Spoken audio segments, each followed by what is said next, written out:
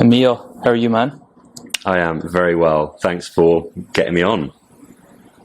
Yeah, it's been a while. I'm trying to get you on, or I wanted to have you on, I should say, because you're living the lifestyle of somebody who travels, but is also kind of jacked and manage to stay lean, and you kind of coach people, and that's your main profession, right? So I think I've kind of often clients that kind of do not similar to you, but you're kind of like a nomad, right? You travel around everywhere, but it's often trying to explain to them that there's people who travel the world, but you very rarely see people who travel the world who are actually in good shape as well. They usually just travel, party a lot, but then they're not usually in great shape.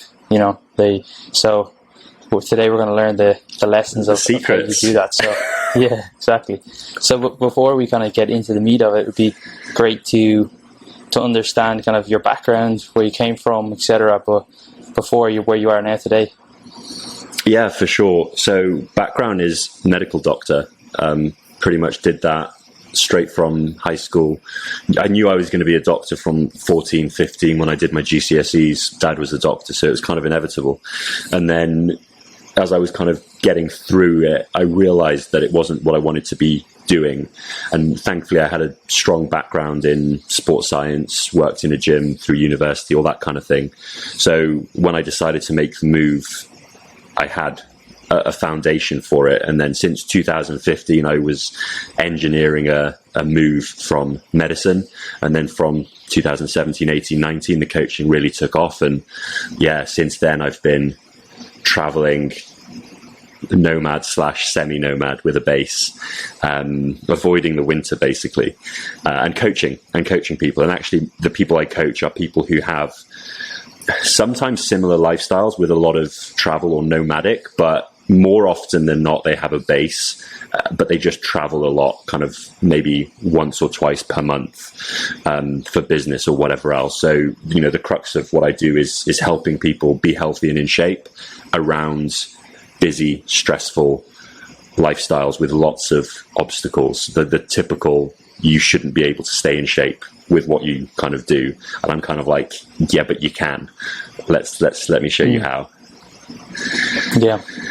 That's actually a good point. Kind of a few things you mentioned on there. It's like, it's pretty frequently I hear that people who have parents in medicine, they're like, it's almost like a rite of passage where it's like, I knew I was going to be in medicine because my parents were. I've definitely heard a few people say that. How long were you actually, in med? Did you do residency or anything like that? Were you actually a practicing doctor for?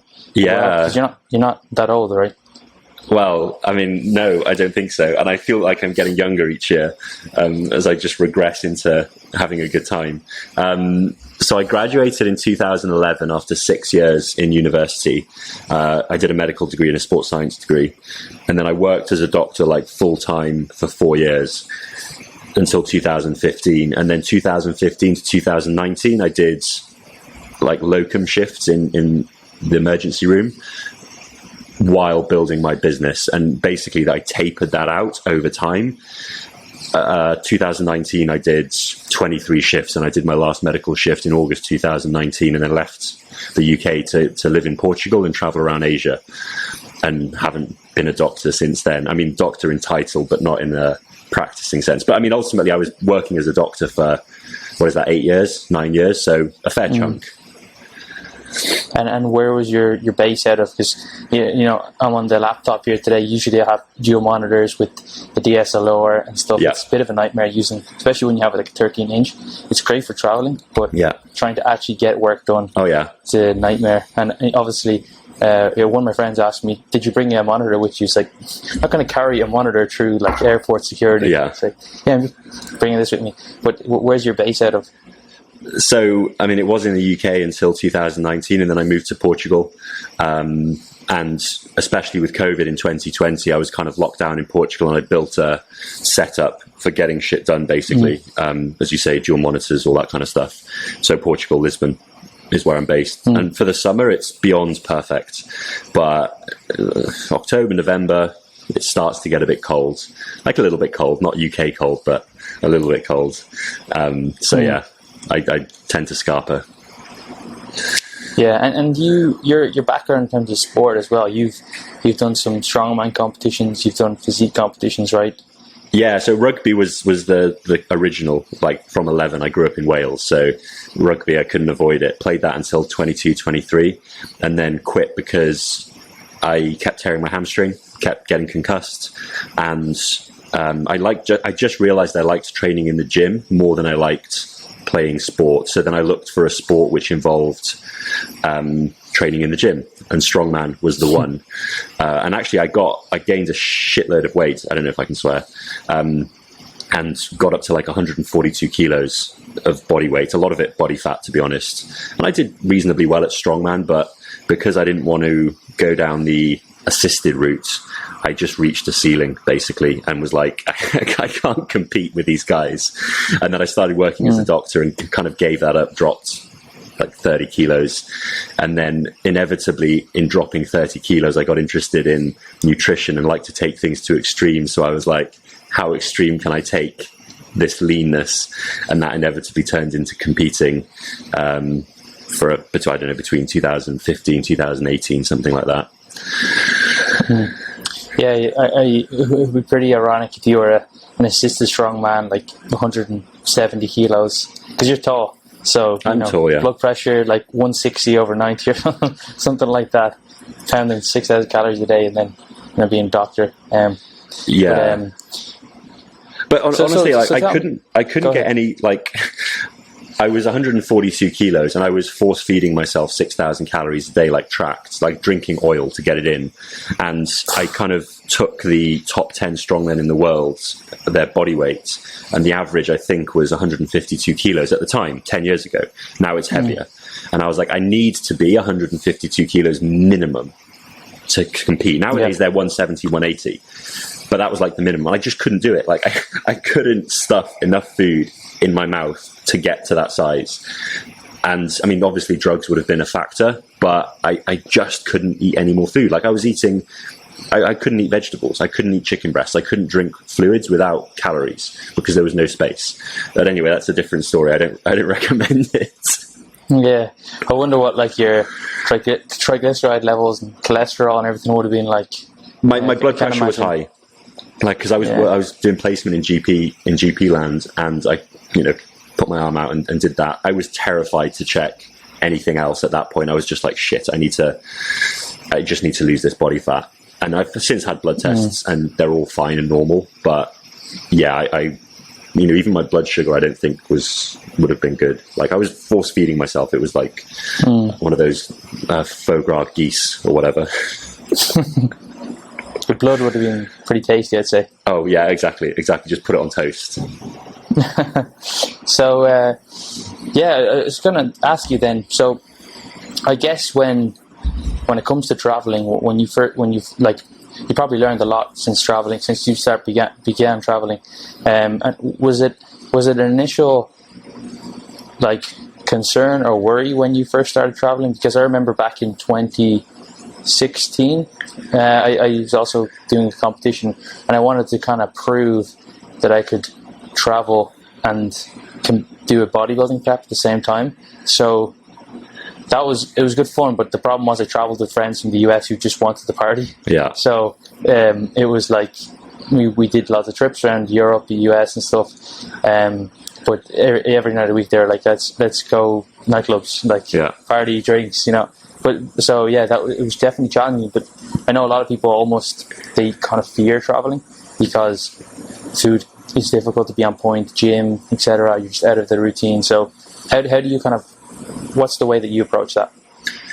I mean, if it's a case of priorities, like if you're going on a vacation to party for a week, then it is what it is. Like if you can, maybe do some exercise, then great. But it's a week. The point is to party.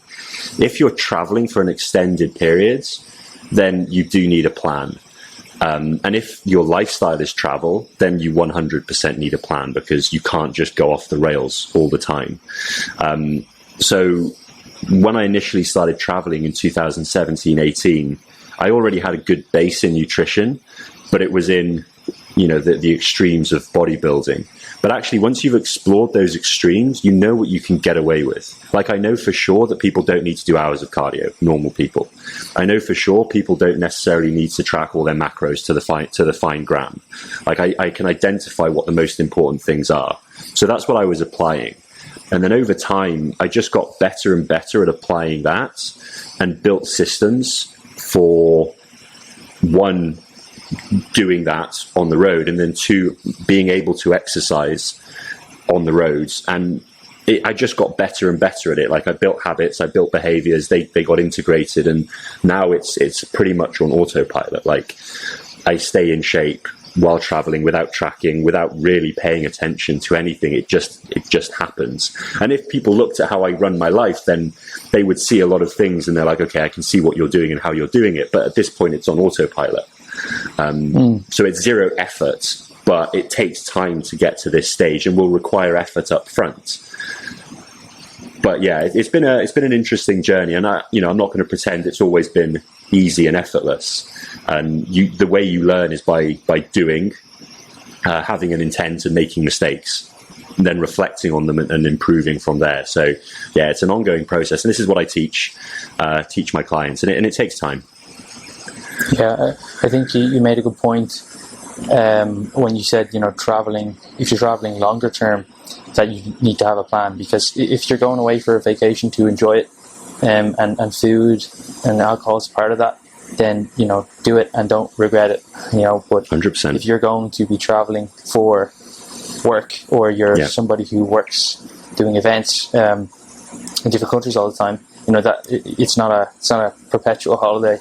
So you need to kind of think about some sort of strategy. So what sort of heuristics do you have for, like, say, nutrition? Do you say, like, follow some sort of portion guides, or having a vegetable at every meal, or do you intermittent fast if you're not tracking calories? Because I know, and I know the way you're thinking, because I say as well, I haven't tracked calories since 2019, I think, when I last did a bodybuilding show. But I know that I can, myself not tracking, and someone who's never tracked not tracking. Totally different beast. No. Yeah. So I recommend all my clients track, because you have to learn about food, and you have to learn about how it affects you, and you need to know what 1,500 calories or 2,000 calories feels like. And only then, once you've gained a base of knowledge, can you consider not tracking in the future. And this will take time. So for me personally, I call it modified intermittent fasting. I intermittent fast, but I have protein shakes throughout the day. And then I have this splitting of types of food that I eat to fuel meals and feast meals. So fuel meals would be meals throughout the day, or for example, if I'm on my own in an evening when I'm traveling, I'll have a fuel meal, because my priority isn't to be social. It isn't to like enjoy myself particularly. So I'm going to focus on nutrition. I'm going to focus on lean protein and vegetables. And I'm not going to cook. I'd never, ever cook. But I'll find something on Uber Eats, or I'll go to a restaurant. I'll just order lean protein and vegetables. And it'll taste good. But the priority here, it's a mindset going into it. The priority here isn't I'm eating out, I'm going to go crazy. It's, look, I'm going to go crazy on the weekend or on Friday or when I meet my mates, but today is just a normal meal. I'm going to eat, I'm going to get back and go to sleep. It's just life. And then my feast meals are meals where I prioritize enjoyment. And that's not to say I'm going to stuff as much food in my mouth as possible, because let's be honest, that's not enjoyable. What I'm going to do is I'm just going to make sure that I'm going to pick somewhere I like, order things I want to order. Usually it's going to include protein of some sort and vegetables, but then whatever else I want. And then the key with so when you're doing intermittent fasting with protein and eating fuel meals, it's very easy to stay in shape because it's lean protein and veg, and you're fasting the rest of the time. And when you're eating feast meals, then it's very easy, even with one feast meal, to blow a whole week of deficit. However, if you then start to be more present and mindful as you're eating, and this takes time as well, you can stop when you're full. And once you can find that balance, then you can essentially eat anything you want, as much as you want, and stay in shape. But you have to detrain a lifetime of marketing, programming, and whatever else to get to that point. So like yesterday, I ate out twice because I was with friends. And today I'm not very hungry. I'll have a shake, I'll have a light lunch, I'll probably have a light evening meal because I'm on my own. And this isn't me compensating or doing anything. This is just the normal ebbs and flows of life. Like, I could eat burgers today, but there's no point. I wouldn't be enjoying it. There would be no benefit to me of doing it. So that's kind of the high level heuristic. So it is portion control, but it's intuitive portion control, which is not a skill that you can just acquire like that, to be fair. So I think you take a very similar approach that I would recommend, is that you tell clients to focus on when they do have a social event, to actually enjoy that. 100%. But when they're, like you said, when they're by themselves or they're at home, they don't need to, pig out, or because eating with friends is a social event, and that's a huge part of it, is the social element, not the actual you eating the same pizza that you've had 26 other times in your life. I think another good point you made there is like eating out for like your, what you say, fuel meals. Yeah. I think people don't really associate eating out with like eating healthy foods. They like eat out, so like, why don't I get the lasagna and the chips, Yeah. Why would I get the kind of lean steak and stuff like that? I know it's easier said. It's easier said for someone who's done like a bodybuilding prep, because when you eat out, you have this very tunnel vision. And then in terms of like, say, training, how does that work for you? Do you try and find a place that has a gym, or does that have a big factor or impact over your choice of location, or do you just go somewhere, bring bands, or I've seen you doing some kind of like body weight stuff and things like that. That could be just for the gram, though. Fucking hate for the gram. Body weight stuff. I cannot stand it.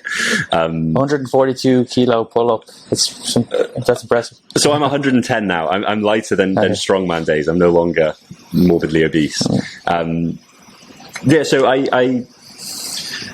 So like during COVID, when there were lockdowns, I was very bad with training because I hate home training. I hate training with bands. I hate body weight training, and that's just a preference. It works for some people. Some people love it. Some people it's super convenient. I prescribe it for people who it fits with. But for me personally, if there's the option of a gym, I'd much rather have a gym. Now, when I'm in Portugal, I have a trainer who's a calisthenics guy, and because we've got like a jungle gym, monkey bars and stuff outside, I always train outside, which means on back day there's a lot of pull-ups, on push day there's a lot of dips, but then we do the rest of the weight stuff. It just means we're outside the whole time, which is big for me. And then when I'm traveling, I will always, so I have a whole system. I have an assistant who books all my travel, and she gives me like options of gyms nearby, places where I can get food, places where I can get like supplements from. Like I always pick up, like wherever I am, I'll pick up some protein just because it makes my life infinitely easier. And I also carry some protein with me. So if there's 2 days before I can locate some, I've got protein with me. So yeah, I always find a gym if I can find a gym, because I really enjoy it and it makes my life infinitely better. And because I travel so much, if every time I got somewhere it took me 3 days to figure out a gym, I just wouldn't train. So literally the first day or the second day I sign in for the gym for a week or whatever, and then I train. Basically, I train push-pull legs on an infinite cycle. So if I'm feeling good, I'll literally do that every day for a week, because then, like yesterday I didn't train, today I won't train, tomorrow I won't train because of just travel and life, and then Sunday, Monday, Tuesday, Wednesday, Thursday, Friday, I will train. So I just keep it super loose, super simple, identify the 80-20, do some compound movements, get pumpy at the end, 45 minutes to an hour, and then I'm out. And it's great. And what would you say is the biggest challenges that people face initially? I know, say yourself, you've kind of maybe got it down to a T a little bit, but when you're, say, initially working with people who, let's say they're a pilot or something like that, and they would travel a lot, what's the initial barriers that you may have mastered already, but you kind of routinely see? So, I mean, first off, with anyone, just learning about food, so tracking, which is fairly standard. But the biggest barrier is a lifetime of diet industry, basically telling you that you have to restrict, and then when you eat out, you have to overeat to have fun. And if there's free food, then you should eat as much of it as possible. And it's just deprogramming all of these dumb beliefs and reprogramming being an adult human who wants to achieve goals and have fun.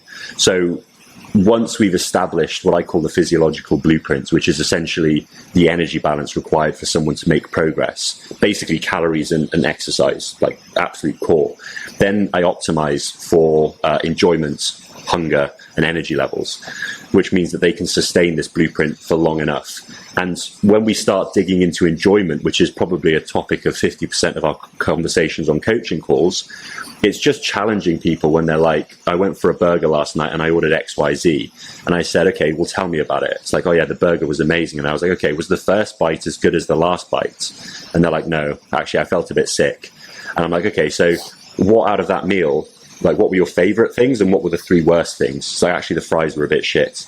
I'm like, okay, well, maybe fewer fries, or maybe next time don't order fries, because look, you're eating this meal to enjoy it. So why are you eating stuff you're not enjoying? This is an animal reaction. This is chimp brain. This is reactionary because you've been taught that when you go out, you need to stuff your face. So let's just be a bit mindful and present and maybe not do that, because then you can have maximal enjoyment and in fact increase your enjoyment and still be aligned with your goals, because actually then you can have a burger tomorrow as well, because you'll stop when you're full. And look, this takes time. This isn't as simple as, oh, I've told you this now, I'm suddenly going to magically stop when I'm full, but you just have to shine a light on it and bring awareness to it, and then just keep hammering it over months, essentially, until it clicks. And it has to come from them. You can't just tell someone, stop when you're full. They have to realize, actually, it was much better when I stopped earlier. Yeah, you can't change something if you're not aware of it and aware that you can control it and change it yourself. And you make a good point that you can enjoy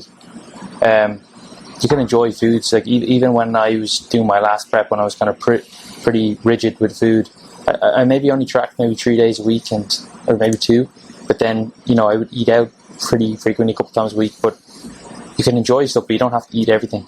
It's kind of like a thing your mother told you when you're a kid. Finish your plate. Or there's kids in Africa that are starving. Yeah.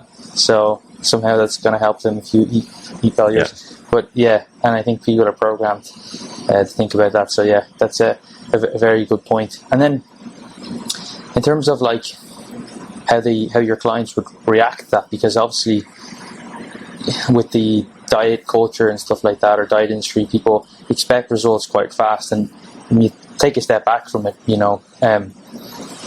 if someone's in the 30s and they haven't ever got the results they want and they somehow want to achieve it in 12 weeks, how do you kind of reframe that and say, let's pause and, like kind of maybe slow things down? Because I'm sure when they come to you, they maybe think, okay, I want to get shredded in, maybe 8 to 12 weeks. And it's like, hold on a second. Yeah. I mean, first off, I do 4 months usually minimum. For that reason. And actually, I recently launched a 12-month package where people commit to 12 months, and it was actually quite popular. So I'm going to experiment with that and see, because I'm like, look, this shit takes 12 months. I don't just want you to lose body fat. I want to then bring you to maintenance and then actually start you on your new goal, maybe even stop you tracking in that time. So this is going to take time. And anyway, I gear people up for that regardless of how long they sign up. So what I do is I take kind of a 2-prong approach. I'm also very blunt. I'm like, look, we can start losing weight from week 1, half a kilo a week. This is dependent on energy balance. So this is your physiological blueprint. If you balance your calories and your energy, you'll lose weight. Like, I'm not hiding anything from you. I'm not the keeper of calories. I'm not dictating or prescribing. This is the data. You've got it in front of you. You tell me what you want to do. And then inevitably stuff happens, like they eat out or whatever, and then I coach them around it. And some people can lose weight rapidly while being coached around this kind of stuff, and they'll do both processes of fat loss and behavior change simultaneously. And actually, one client I had got like 4 months in, was totally crushing it, like a kilo a week, which is a blazing pace. And I was like, dude, when was the last time you had a pizza? And he's like, I haven't had one since we started. And I was like, dude, you're going to have a pizza, because if we do another 4 months and you still haven't had a pizza, you're going to have put it on a pedestal and it's going to be an issue. So you need to have a pizza this weekend. Look, you know how to manage your calories around this. Have it. And he had it, and I was like, how was it? And he was like, it was fine. Like, it didn't blow my mind. And I was like, awesome, great. It's now no longer on a pedestal. Have as many pizzas as you want within the calories. So that's a great example. That's an optimal example. Now, some people they like to eat out, they like to do whatever. And I'm like, look, if you do this, your progress will be slower. However, what you are doing is you're moving up in the behavior change part. So the way I illustrate it is weight loss is a linear loss of fat, essentially, roughly linear. And behavior change is an exponential curve, which is flat at the bottom, and you reach an inflection point and it goes up. And as long as you're using sustainable, sensible behaviors to achieve health, so not doing any extreme restriction, then you'll be moving up the behavior change curve. So even if the weight isn't being lost, you're moving up the curve. And I just tell people this super early, and I illustrate it and I show them what's happening. And as long as they're still celebrating wins, it's like I stopped a bit sooner on eating my burger. I didn't eat 7 cookies. I just ate 3 and I was aware of it. And I'm like, look, the weight isn't moving because you're eating too many calories. You know this, I know this, it's in front of you.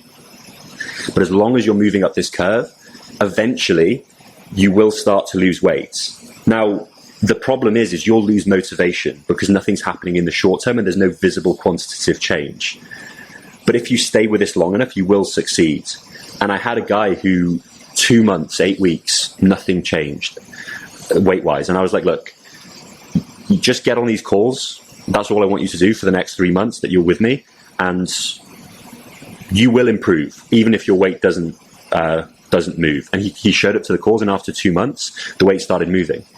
And he stayed with me for, I think, another 12 months, dropped like 40 pounds, 20 kilos. And I was like, I knew we would reach this inflection point, this critical mass of behavior and habits where the weight would start moving. And we reached it, and now he's maintained for like 12 months and he's crushing it. So as long as I illustrate the process and I'm super blunt with how it goes, then people are kind of okay with it. And to be honest, most of my coaching is not about prescribing calories, because I don't prescribe calories. I just put the data in front of them and they can figure it out pretty much.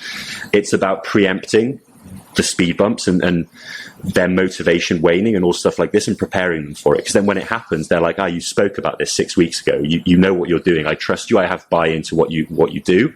I'll keep doing it. And that's all I need. I don't need them to lose weight as long as they understand what's happening. Yeah, kind of like that, focusing on that identity change and it's all about themselves that they're the person they want to become, or whatever, the marginal compounding exactly gains that. Or that's very interesting. So kind of final question to you then around this kind of travel thing is, with regards to kind of the progress that you think you can make, do you think that it's perhaps impeded a bit? Like if you were trying to become in the absolute best shape you possibly could, do you think it's impeded by constant travel? Does that cause more stress? How's kind of sleep and stuff like that? How do you manage these factors? Because even now, like, I'm not sleeping great because it's like a 2 centimeter white curtain that is at the window, and I'm short of putting tinfoil up on the windows at night to sleep. I've done that before. I've taped bin bags to windows before. So, I mean, the super blunt short answer is, if you're traveling a lot, then you will not get into the best shape of your life.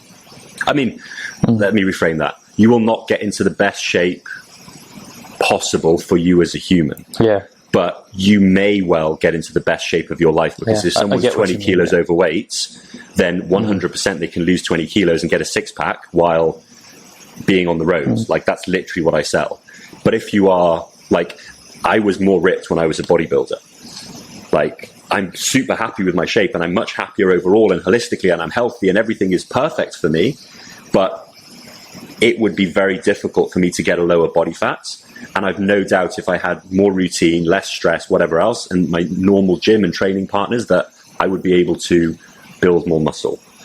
But I don't want to discourage people, because for 99.9999999% of the fucking population, you can make infinite improvements despite travel, despite life, despite anything, and still be in the top 1 percentile of health, aesthetics, muscle, and everything else while on the roads. So it's semantics in terms of what you're asking, but I know what you mean. You mean you won't be at the top of the very bell curve, but you know, you might be at the other end of the bell curve. So if you improve, you're still in the best shape of your own life. You won't hit your own peak potential in health, because and the way I say is, look, if you hit 11 out of 10 in any area of life, then all the other areas will be 3 out of 10. However, you can hit 8 or 9 out of 10 across the board with the 80-20 rule. But as soon as you go to 11, as soon as you become an extreme bodybuilder, relationships suffer, social life suffers, business suffers, everything suffers. If you go 11 out of 10 in business, relationships suffer, social life suffers, health suffers.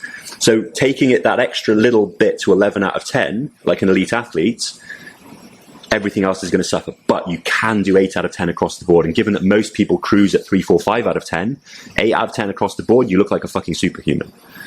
I wonder what 11 out of 10 is with relationships. Is that like multiple girlfriends? Yeah, like polyamory, like nailing it, like I mean, like Neil Strauss or something. Yeah, I mean, I don't know, but just even like, I know what you mean. Yeah, if you go hard at one thing, you're going to have to sacrifice other things. Exactly. I think a lot of people probably in the listening will probably they'll probably kind of resonate with the bodybuilding side of things if they've done photo shoots or preps. Yeah, you're gonna have to. I've even heard people they've lost clients because they felt like they had to like put them on the back burner. But then they were competing to get clients. It's just, I don't know. But anyway. But so that's a perfect example, because 11 out of 10 would have, for example, been me competing at 5% body fat, whatever. And now I'm at 10% body fat. And to the vast, vast, vast majority of the population, I'm in great shape. And they probably can't really tell the difference between me at 5% and me at 10%.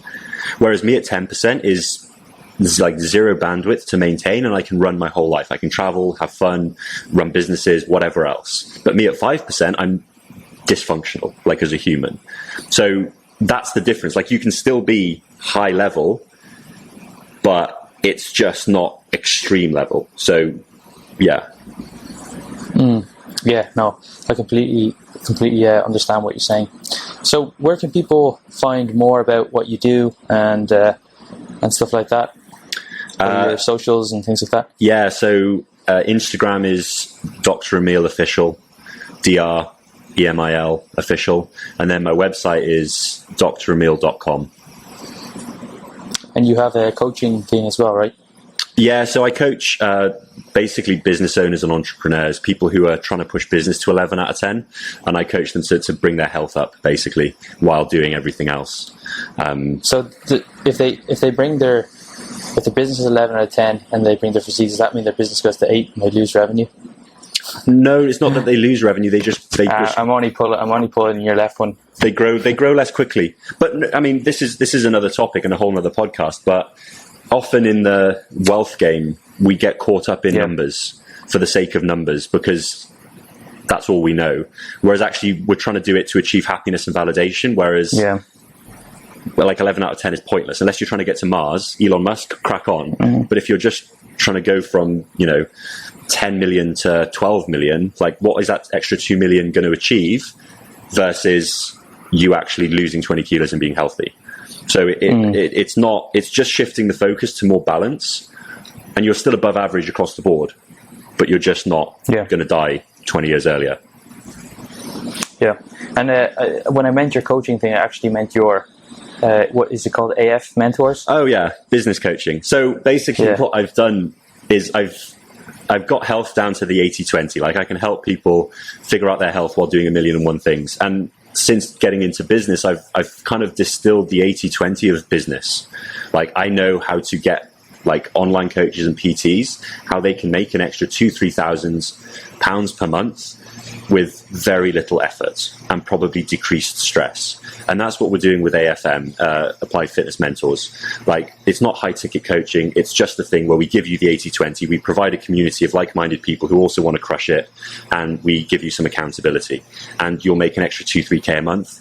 We charge 250 quid a month. The idea being that it's an absolute no-brainer because you make more money within the first few weeks, and then you never leave us because you don't need to, because you've made the money back. So it's total opposite of all these high-ticket coaches out there who charge you like 10K and you want to build a 6-figure business, because we know that that's not what you guys want. You just want to make an extra 2-3K, have a good life, love coaching people, and enjoy it. And that's what we're selling, basically.